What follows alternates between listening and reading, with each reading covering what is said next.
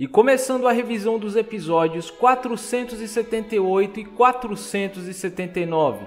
Começando pelo 478, ele ainda faz parte do conteúdo do capítulo 698. Ele se inicia com Naruto e Sasuke vivenciando momentos de suas vidas, as lutas que eles tiveram e etc, achando que eles estão mortos. Eu achei essa parte do episódio meio que sem necessidade, só um filler para comer os 7 primeiros minutos de episódio. Porém, teve umas coisas bem interessantes aqui.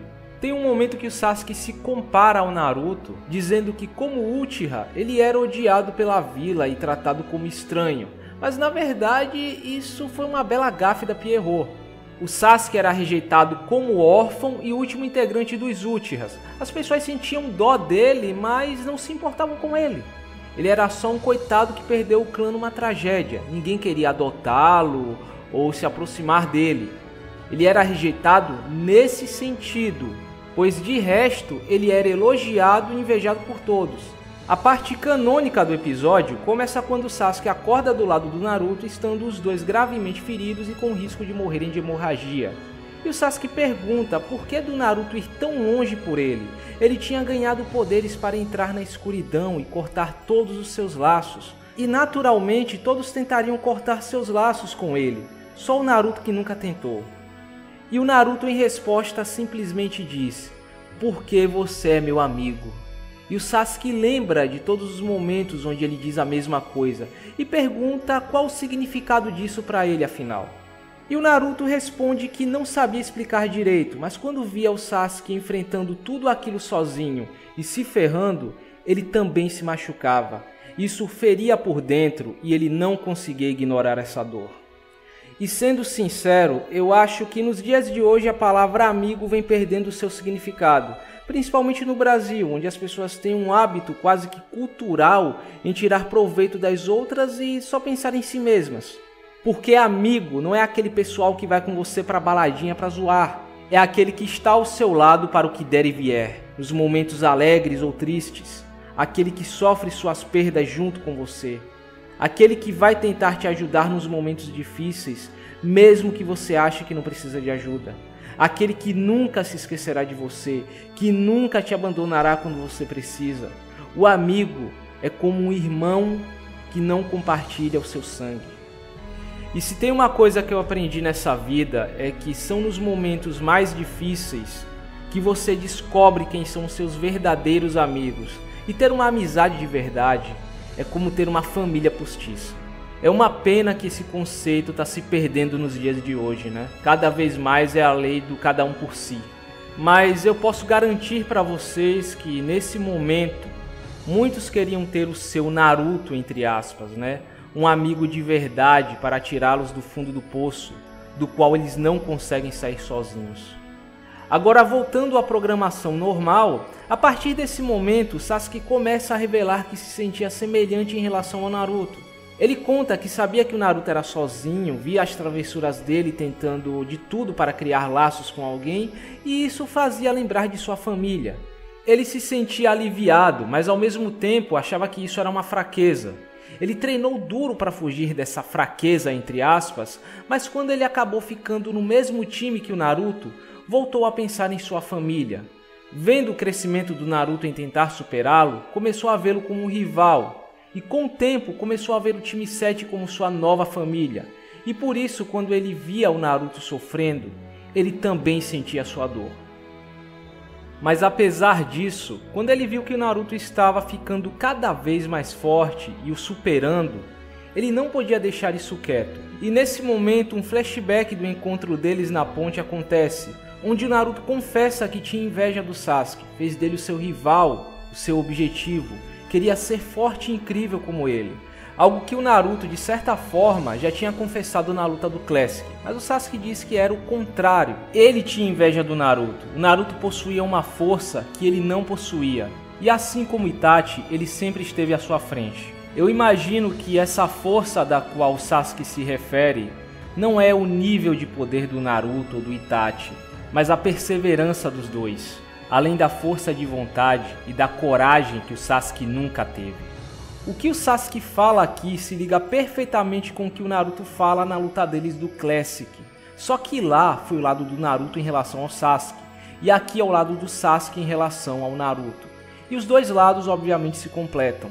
É interessante que mesmo sem terem trocado uma única palavra, eles já tinham um laço através da solidão.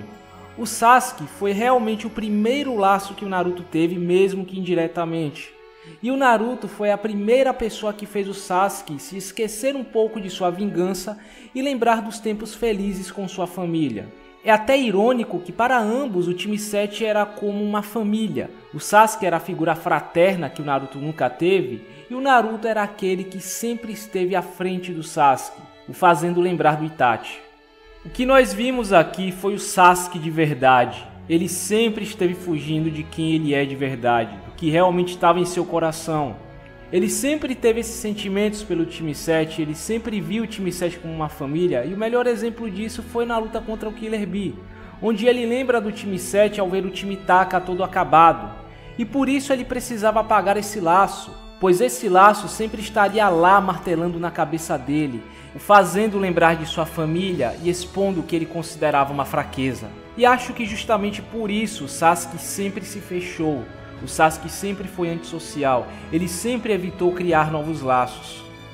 Mas em contrapartida, era esse mesmo laço que dava forças para o Naruto continuar seguindo em frente, para salvar o seu amigo, sua inspiração, seu rival, seu parceiro de time, sua promessa com a Sakura, o obstáculo que ele deveria ultrapassar para se autoafirmar como Hokage e, acima de tudo, o seu irmão. O Sasuke representava várias coisas ao Naruto além de um amigo. Ele era parte de sua família, um laço insubstituível. Ele faria o mesmo pela Sakura, pelo Kakashi, pelo Iruka, pela Tsunade, pelo Jiraiya, etc. Se o Naruto abandonasse o Sasuke, como algumas pessoas ignorantes aparentemente acham que ele deveria fazer, ele estaria indo contra a sua própria ideologia, contra quem ele é e tudo que ele já pregou nessa história. É como ele mesmo diz, alguém que nem consegue salvar um amigo não pode se tornar um Hokage, dando a si mesmo uma condição para se tornar Hokage. Até mesmo no resgate do Gaara, que está longe de ser um amigo próximo do Naruto, ele deu tudo de si. Até mesmo a Shioba perguntou por que ele se dedicava tanto por alguém de outra vila que ele mal conhecia. E a resposta foi que o Gaara era um Jinchuriki assim como ele, alguém que ele considerava um semelhante, alguém que provou da mesma dor que ele. O Naruto nunca abandona um semelhante, porque esse é quem ele é. Sem falar que Naruto é um protagonista de Battle Shonen, e normalmente eles são super idealistas e dão uma grande importância às suas amizades, nunca abandonando seus amigos quando eles acham que precisam de ajuda. Lembrem-se, Battle Shonens, principalmente da Shonen Jump, não tem intenção de imitar a vida real. As relações de amizade, fraternidade, romance ou o que quer que seja, sempre serão tratadas de uma forma mais exagerada e irrealista se comparado com o mundo real. Mas enfim, o Sasuke ouve a voz do Itachi e começa a ver as memórias do Naruto, toda a trajetória dele desde o começo. E cara, essa parte não tá no mangá, mas foi simplesmente uma adição genial e emocionante. Foi nostalgia pura, até me lembrou um pouco o conceito do final de Dragon Ball GT, passando toda a trajetória do Goku, ou então o final da parte 2 de Jojo, mostrando toda a trajetória do Joseph. Até que o Sasuke finalmente ouve as palavras do Itachi ao Naruto. Não é quem se torna Hokage aquele que é reconhecido por todos, mas sim quem é reconhecido por todos que se torna Hokage. Uma cena que mostra ao Sasuke diretamente as conexões que o Naruto tinha com seu irmão, que o Itachi tinha depositado suas esperanças e o futuro do mundo no Naruto. E logo após isso, temos uma cena bem interessante, que começa com o Itachi sorrindo para o Sasuke. Ele está numa espécie de fundo iluminado, enquanto o Sasuke está no fundo escuro. E a cena vai mudando aos poucos. Logo o Itachi dá lugar ao Naruto, e cada vez que a cena muda, mostra vários personagens que fizeram parte da vida dele, enquanto o Sasuke vai se afastando cada vez mais, sem ninguém ao lado dele. Quase como se estivesse simbolizando a trajetória dos dois durante a história. Enquanto Naruto conseguia cada vez mais laços, o Sasuke caía ainda mais na escuridão sozinho, até o momento que ele vê a si mesmo do lado do Naruto. E cara, a expressão que o Sasuke fez nesse momento foi de cortar o coração. Eu senti o arrependimento dele. Eu diria que toda essa cena serviu até para reforçar ainda mais a redenção do Sasuke. As palavras e a aparição do Itachi foram um ponto decisivo no arrependimento dele. E pra mim, ficou muito melhor do que no mangá. Voltando ao mundo real, eles acordam no amanhecer, o Sasuke já com um semblante diferente no rosto, e o Naruto, sem poder se mexer, até brinca, dizendo que queria encher o Sasuke de porrada até ele abrir os olhos de uma vez por todas. E pela primeira vez o Sasuke realmente dá uma risada de alegria, porque achou engraçado que o Naruto ainda queria lutar depois de tudo que aconteceu e admite sua derrota com um sorriso. E terminando, ele diz que morreria ali para acabar com o destino entrelaçado entre eles. Ele poderia acabar com Mugen Tsukuyomi transplantando o Rinnegan no Kakashi. O Sasuke queria pagar suas dívidas com sua morte. Mas o Naruto acaba dizendo uma das coisas mais maduras e inteligentes que ele já falou durante toda essa história. Que morto, o Sasuke não vai resolver nada. Ele deveria viver e ajudá-lo. Ele queria que todos os ninjas trabalhassem juntos. E isso também incluía o Sasuke. E o Sasuke ainda questiona o que os outros iriam pensar, ou como o Naruto saberia que ele não voltaria a se opor contra ele. E o Naruto, como sempre, dá aquela resposta simples, né? Ele pararia o Sasuke novamente se fosse preciso, mas ele tinha certeza que o Sasuke não ia fazer isso de novo. E chegando ao fim, o Sasuke acaba se emocionando, e nós vemos os dois lá com os braços decepados, enquanto a cena se afasta cada vez mais, mostrando as mãos das estátuas do Madara e do Hashirama, onde o Sasuke e o Naruto estavam deitados, fazendo um símbolo de amizade entre ninjas, sendo sobrepostos lentamente por uma cena do Naruto e do Sasuke pequenos fazendo o mesmo símbolo.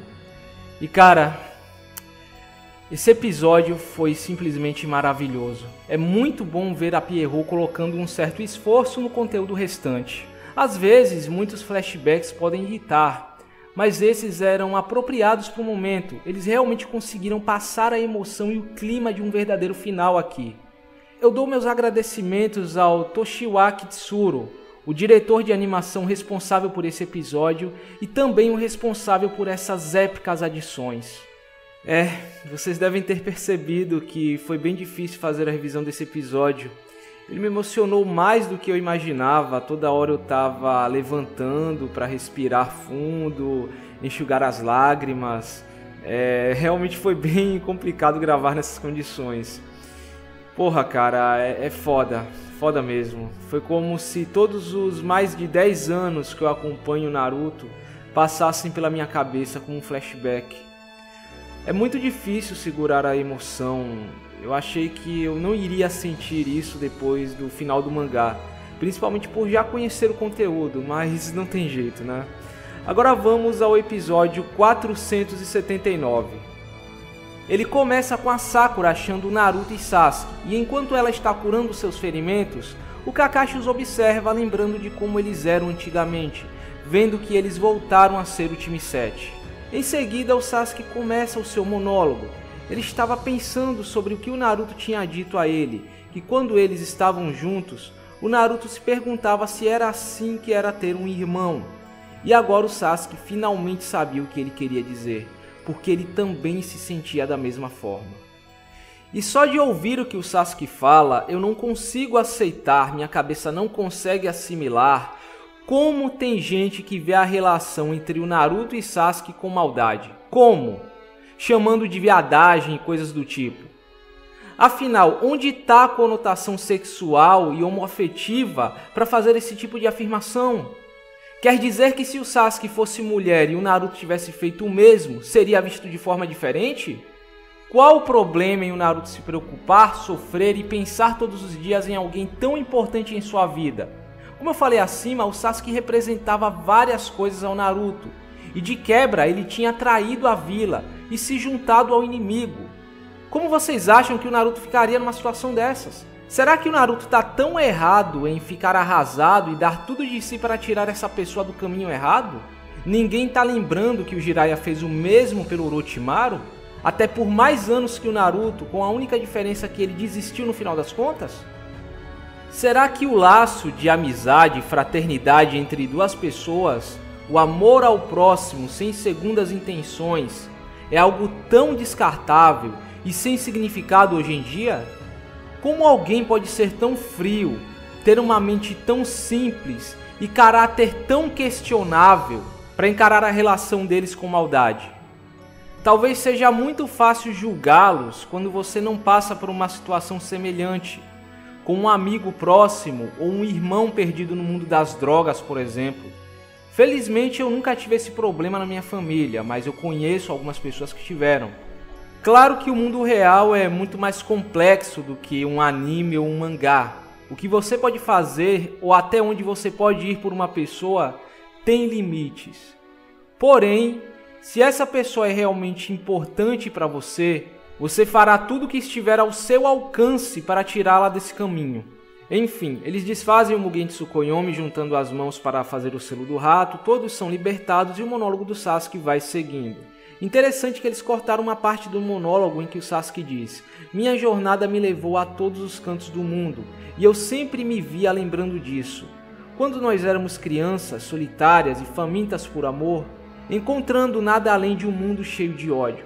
Falando como se estivesse numa viagem, como se fosse o Sasuke do futuro lembrando daquela situação. Acho que cortar o monólogo do Sasuke, que foi a representação máxima da verdadeira essência de Naruto e de tudo que Masashi Kishimoto quis nos passar durante todos esses anos, é estragar um pouco o clima desse momento. E depois do funeral, nós temos um filler no meio do episódio, mas eu acho que foi uma ótima adição nesse momento. Vamos para uma cena com uma multidão reunida na frente da vila querendo ver o Naruto. Nessa cena nós podemos ver alguns personagens fillers, como a Guren e também aquelas garotinhas do The Last que ficavam dando em cima do Naruto. Também vemos a Tsunade passando o cargo de Hokage para o Kakashi, lembrando que segundo a cronologia das Light Novels, ele ainda não assumiu oficialmente, ele ainda não teve sua cerimônia de nomeação, que acontece só depois do Kakashi Hiden. Espero que seja adaptado no anime, né? Em algum momento, como uma lembrança do Kakashi ou algo assim.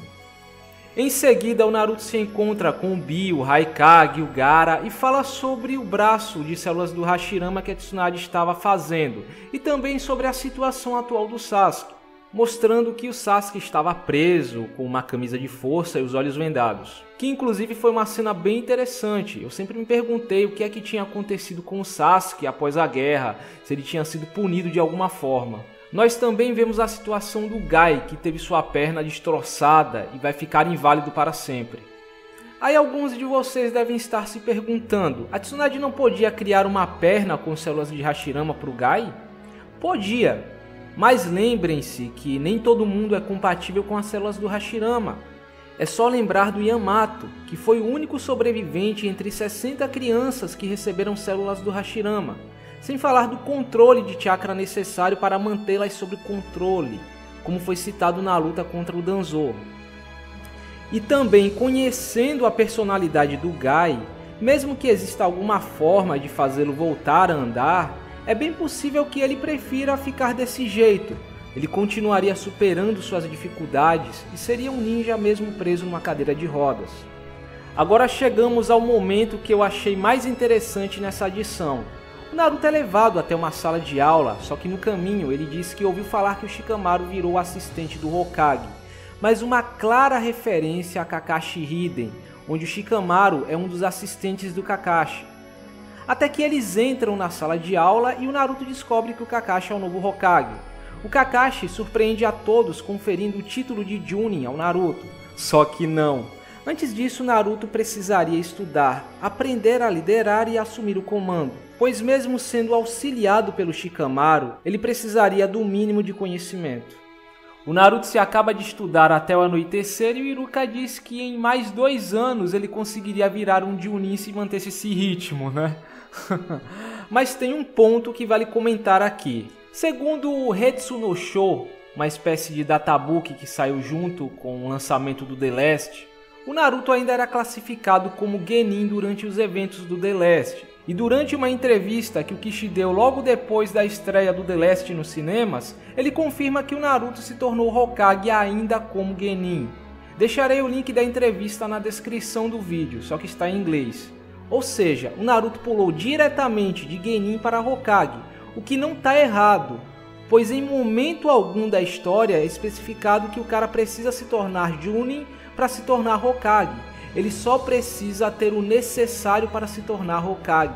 Pois bem, e quando eles estão saindo da academia para comer um lamen, nós temos um momento nostálgico, com Naruto lembrando da época que ele estava sozinho no balanço, e agradece ao Iruka por tê-lo reconhecido, pois se ninguém tivesse o reconhecido naquela época, e ele tivesse continuado daquela forma, talvez tivesse odiado a vila e a todos. É irônico como, no final das contas, talvez o verdadeiro herói dessa história foi alguém que deu a mão para um garotinho sozinho e assustado.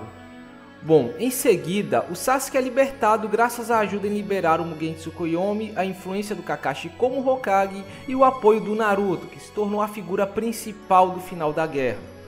O Sasuke decidiu que queria ver o mundo ninja e saber mais sobre ele. Ele sente que há coisas que ele nunca viu e se continuasse daquele jeito, ele nunca conseguiria ver. Além disso, havia algo que o estava preocupando. Essa última parte provavelmente se refere à procura pelos vestígios da Kaguya e o motivo dela criar um exército. Algo que só vai ficar um pouco mais detalhado a partir do Gaiden e do Boruto. Talvez alguns digam que isso não paga pelos crimes que o Sasuke cometeu, que ele merecia a pena de morte. Mas vamos lembrar que todos os Kages fizeram merda no passado, mataram alguém ou causaram a morte de alguém indiretamente. Olha o Gaara aí, matou um monte a sangue frio durante o exame de Chunin e hoje é um Kazekage respeitável. E também não é como se o Sasuke não estivesse pagando por seus pecados. Ele está pagando pelos seus pecados, procurando vestígios sobre os inimigos da Kaguya durante sua jornada de redenção. E não se achando digno de viver em Konoha junto com todo mundo. Por isso que ele fica há tantos anos fora, não só por sua viagem. Por isso mesmo a Sarada foi concebida fora de Konoha. Quem lê o Gaiden sabe do que eu estou falando. E após a Sakura se oferecer para segui-lo na viagem, ele recusa dizendo que ela não tinha nada a ver com seus pecados. E ele se despede dela com um toque na testa. Acho que talvez uma das maiores demonstrações de carinho que o Sasuke poderia ter por alguém. E enquanto ele vai se afastando da vila, encontra o Naruto pelo caminho, que devolve aquela bandana que o Sasuke tinha deixado cair em sua primeira luta no Vale do Fim. E o Sasuke termina o seu monólogo de forma esplêndida. Eu só vou aqui repetir as últimas frases que para mim fecharam com chave de ouro. Ele diz o seguinte: você precisa se manter acreditando, tentando e aguentar firme até ser capaz. Pois aqueles a quem foram confiados a esperança, esses somos nós. Isso é o que nos faz sermos ninjas. Eu usei aqui o diálogo do mangá porque eu achei que foi melhor. Terminando com um close na bandana e após o encerramento nós temos aquela pintura da última página do capítulo 700 contando sobre a nova lenda de Uzumaki Naruto. Faltou só o Nanadaime Hokage no final, né? E assim acaba o conteúdo referente ao mangá no anime. Ainda falta o capítulo 700, mas certamente só será depois da adaptação das light novels, né? E isso pode demorar alguns anos, mas de certa forma o capítulo 700 é só um epílogo. O final da jornada do Naruto foi no 699. Agora, terminando o vídeo, finais sempre são difíceis. O fandom sempre ficará dividido, talvez alguns esperavam um final mais dramático, com Naruto e Sasuke morrendo, ou Sasuke morrendo e etc. Mas nunca se esqueçam, meus amigos, que isso aqui é um Battle Shonen, um gênero de mangá feito para adolescentes. Um final onde todo mundo vive feliz após a derrota do grande vilão, o protagonista realiza o seu sonho e quem sabe acaba construindo família, se casando e tendo filhos, é o padrão deste gênero. E sabem o que é mais bizarro? Eu vejo pessoas reclamando do final de Naruto e recentemente do final de Bleach, quando na verdade, maioria dos Battle Shonens, principalmente os mais famosos, tiveram finais semelhantes. Rurouni Kenshin, FMA, Shaman King, Inuyasha e o próprio Dragon Ball. Claro que eu também não estou tentando generalizar, existem Battle Shonens com finais que ficam bem no meio termo, por exemplo, Hokuto no Ken ou então Chrono Crusade. Além disso, não tinha como Naruto ter outro final. Esse final é o que mais combina com toda a proposta e a jornada do Naruto. Ele tinha que salvar seu amigo, assim se autoafirmando como alguém que tinha condição de se tornar Hokage.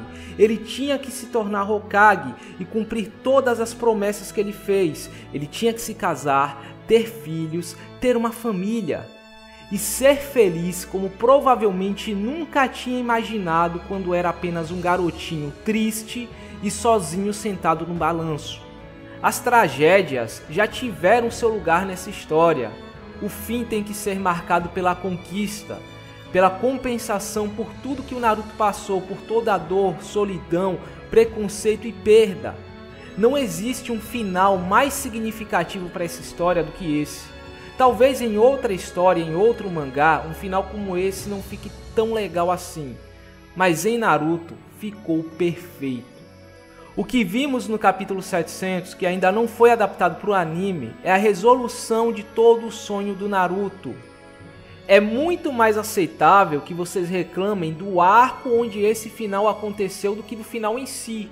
Eu até queria me aprofundar mais nos problemas, na condução e execução que esse arco teve, principalmente no início dele, onde nos são apresentados vários personagens novos, tanto do lado da Aliança quanto do lado dos Edos, o que prometia muito na época e deixou todo mundo com uma grande expectativa, mas que acabaram completamente desperdiçados num ritmo desnecessariamente apressado. Só que o vídeo já passou dos 20 minutos e eu não sou nenhum Pavarotti, né? E eu sei que deve estar um saco acompanhar esse vídeo por tanto tempo.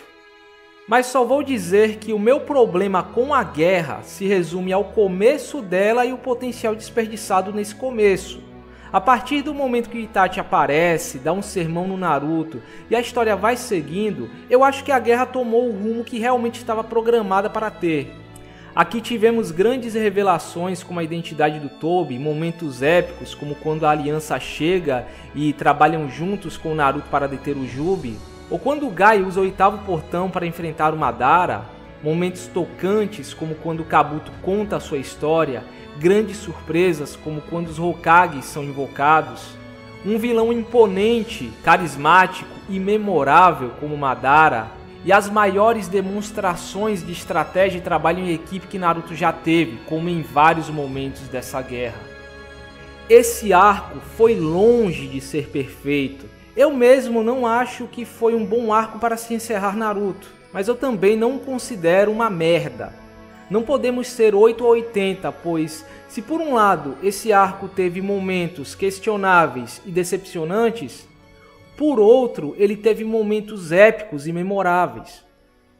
Agora, terminando aqui de vez mesmo, eu acho que o capítulo 699, assim como esse episódio, o 479, representam Naruto em forma de episódio e capítulo.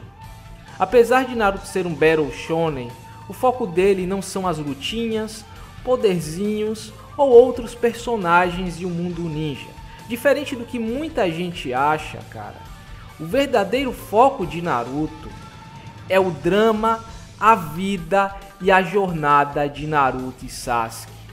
Talvez alguns fãs reclamem querendo mais foco em outros personagens, subtramas, uma exploração mais ampla de certos elementos desse universo. Só que durante várias entrevistas que o Kishi deu depois que Naruto acabou, descobrimos que Naruto nunca foi feito com essa intenção. Os personagens secundários que muitos de vocês gostam, os Konoha 11, nunca foram feitos para ter um grande papel na história. Entendam que cada história é uma história. Naruto não foi idealizado para ser um One Piece, para ser um Boku no Hero, que realmente possuem a intenção de focar em vários personagens e subtramas. E ele nem precisa ser. É burrice querer que Naruto seja como anime e mangá X ou Y só porque você gosta mais daquele formato. Cada história possui seu foco e proposta. Cada história é boa de seu próprio modo. Em Naruto, os personagens e o mundo foram um pano de fundo, um cenário para a jornada de Naruto e Sasuke. E junto deles, nós leitores ou espectadores, no caso do anime, também aprendemos com suas decisões, sejam elas certas ou erradas, sofremos por suas perdas, nos alegramos com suas conquistas, sentimos medo pelos obstáculos que eles tiveram que ultrapassar e alívio após eles serem ultrapassados, quase como se fizéssemos parte daquela jornada. Obrigado a todos que aguentaram acompanhar o vídeo até aqui e obrigado Estúdio Pierrot por pelo menos vocês terem acertado e nos proporcionado um conteúdo tão maravilhoso no final dessa história.